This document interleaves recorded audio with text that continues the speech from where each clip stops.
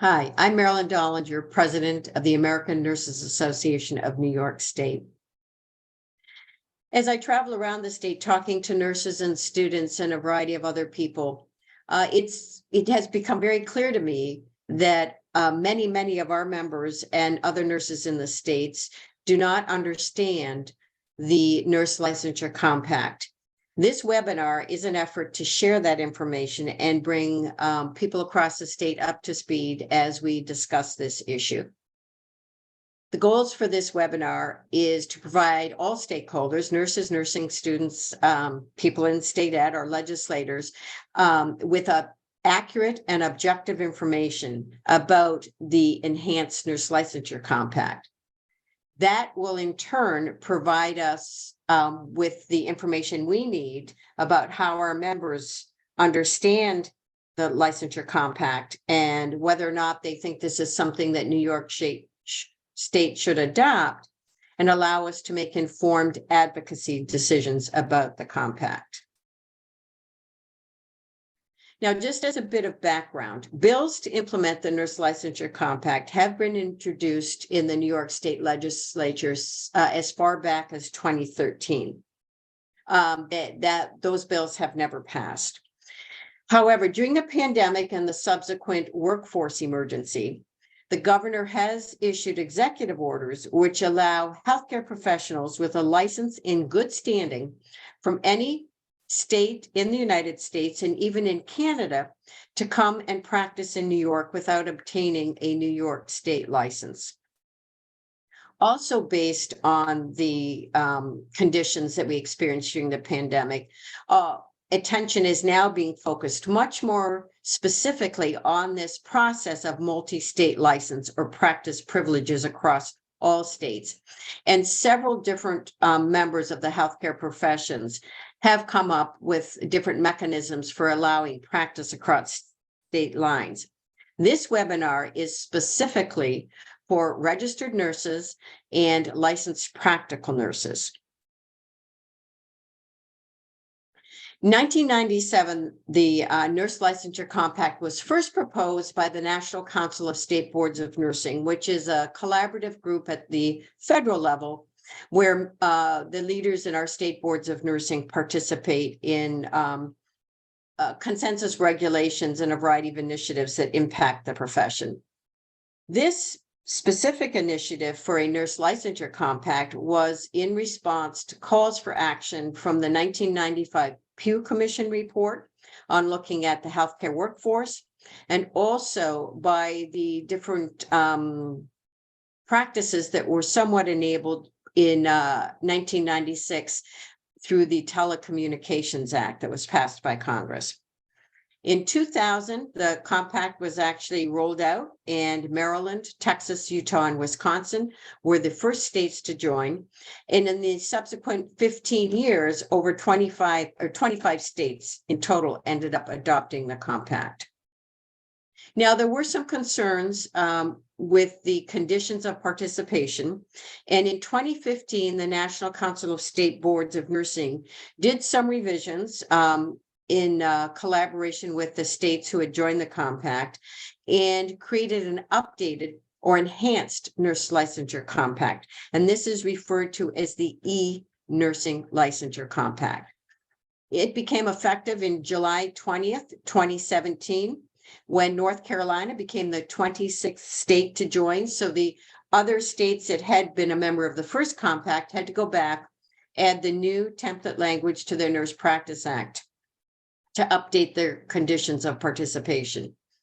And the key changes that were involved in the new version of the compact were adding uniform licensure requirements and also updating some disciplinary provisions. Now, this webinar is being done at the end of February in 2023, and currently 39 states have joined the Enhanced Nurse Licensure Compact. Lots of information is available at the compact on the National Council of State Boards of Nursing website. The links are there.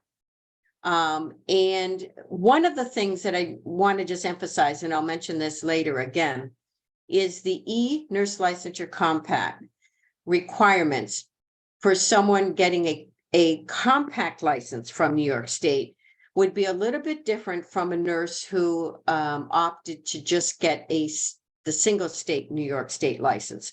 And that is, with a compact license, the state and federal background checks would have to be done, and an individual would have to have a U.S. Social Security number when applying for a compact license.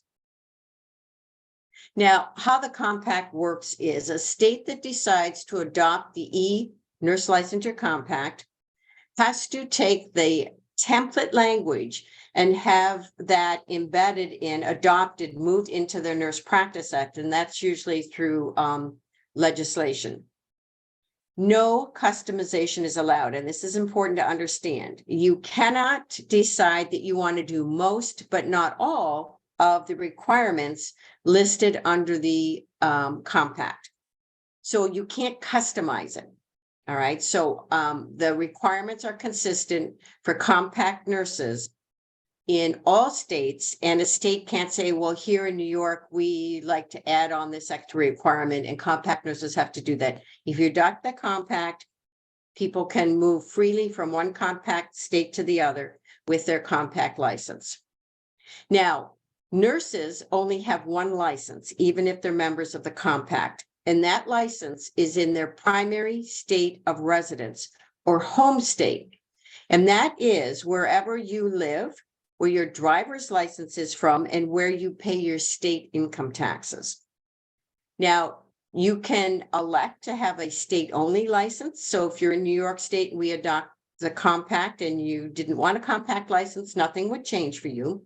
If you decided to get a compact license, there are some additional requirements that I mentioned and we'll talk about again. Now, a compact license gives an RN or an LPN in New York State permission to practice in all other compact states. This means that you don't need to apply to an individual state for an individual license if they are a member of the compact and you have a compact license. So you can go to any other state without meeting any other requirements. So you don't have to update continuing ed requirements or anything else. You just need to meet the requirements for licensure in your home state. Now, I want to make sure you understand that compact members only ever have one license, and that is the license from your primary state of residence. Therefore, only your home state can remove your license for cause through the state disciplinary process. This shows you a picture of the nurse licensure compact map. All of the dark blue states are currently members of the nurse licensure compact, so they can travel freely within and among any of those states to practice without getting an additional license. Now, these are the uniform requirements for all compact states that were adopted in part of is one of the changes in the new version in the enhanced nurse licensure compact. They have to meet all the requirements for licensure in your home state, that is where you live. You have to graduate from an approved program. And if it was an international program, as is the situation now, that has to be approved by an independent credentials review agency and accepted by your state. If your instruction was not in English, you have to do an English proficiency exam. You do have to pass the NCLEX exam, either NCLEX RN or NCLEX PN, depending on which license you're seeking. You have to be eligible for or hold an active unencumbered license. Now, for a compact license, you would have to get the state and federal fingerprint-based criminal background checks. You cannot have any convictions, any guilty verdicts, or entered into any agreed dispositions of felony offenses under the state or federal criminal law. If you have any misdemeanor convictions that is related to the practice of nursing, that would be reviewed in the home state or the primary state of residence, and they would determine whether that was a deal breaker in you qualifying for a nursing license. The individual can't be a participant in an alternative program. And that is a requirement that you do self-disclose if you're participating in an alternative program. And then the final requirement is the individual applying for a compact license needs a United States Social Security number, which currently is not required in New York State if you have just an individual New York State license, and that would continue. Now, disciplinary procedures is the other area that has been updated with the new version of the Nurse Licensure Compact. NurseSys is a coordinated licensure information system, a national system that is used to collect, store, and share information on nurses, all of their licensure and enforcement activities. Any party state that takes any action, disciplinary, or has concerns about nurses coming into their state on a compact license must promptly report this information to NurseSys. So it's a mandatory part of participating in the compact process. And any state that takes adverse action against a nurse's multi-state license. So if they decide that a nurse coming into their state on a compact license, they don't want them to practice in their state anymore, they can cancel their permission to practice for that specific state. Remember, it's only the home state that can actually remove somebody's nursing license, but your permission to practice or your privilege to practice can be taken on that by any compact state. So again, only the home state can take action against the actual license. And although there's 39 states in the compact right now, 57 states and territories already use NurseSys, the federal tracking system, to check employee licensure and registration. Now, all states have the option to allow nurses within that state to either do an individual license, a single state license, or a compact license from that state. And that would be how it would be in New York State as well if we decide to join the compact. So if you wanted a New York State only license, as we have now, you would not have to get background checks or a social security number if you had not been required for any reason to do that already. The current requirements for a New York State license are listed there. The good moral character just refers to, again, those concerns with either misdemeanor or felony convictions. And those would be adjudicated in the same way that they are now for an individual license. Now, sometimes people say, well, the state's going to lose some money if nurses coming into New York State do not have to apply for and get a specific New York State license. And that is true.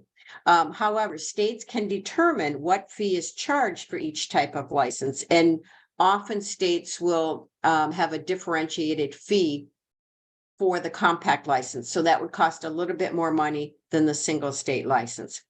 All license fees, just as is the situation now, are paid to the state, not to the compact. The compact does not receive licensure fees from any state.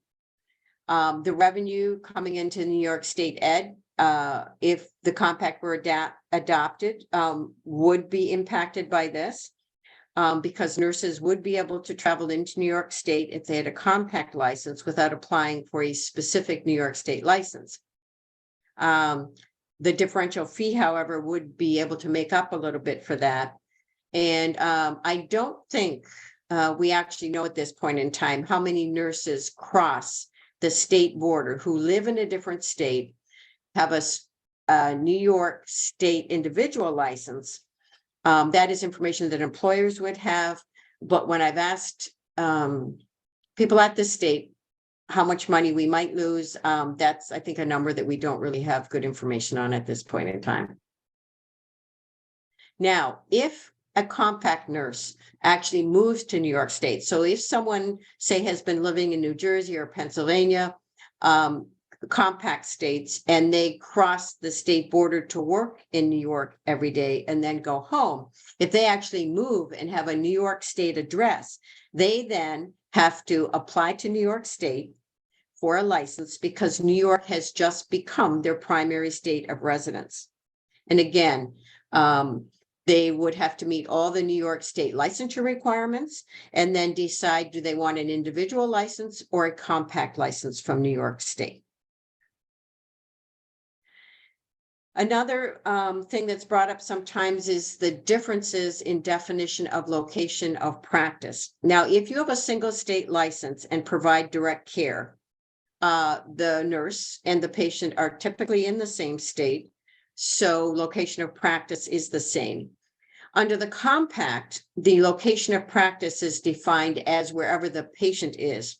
So if a nurse leaves their home state with a compact license and travels to another state to provide care, they must follow the specific guidelines under that state's Nurse Practice Act. And if there's any issues with the care that is delivered to the patient who lives in that state where they have traveled to, those issues are adjudicated in that state. Now, just a reminder, in telehealth, most times professionals need to be licensed in the state where the patient actually is when the care is given. So this greatly facilitates that process. And the concern about the differences in the Nurse Practice Act, well, if a nurse travels to a different state who is a member of the compact to work and provide care, wherever they go to work really should be responsible for orienting them to the agency policies and procedures. And I think it's a reasonable assumption that the policies and procedures for nurses within a healthcare agency in that specific state will have the same boundaries as for scope of practice as that state Nurse Practice Act. So, and employers have some responsibility here to make sure that nurses traveling from other primary states of residence on a compact license into their state are fully oriented to the nursing role and any differences in scope of practice. Now, when the Supreme Court overturned Roe v. Wade, some additional issues have been raised.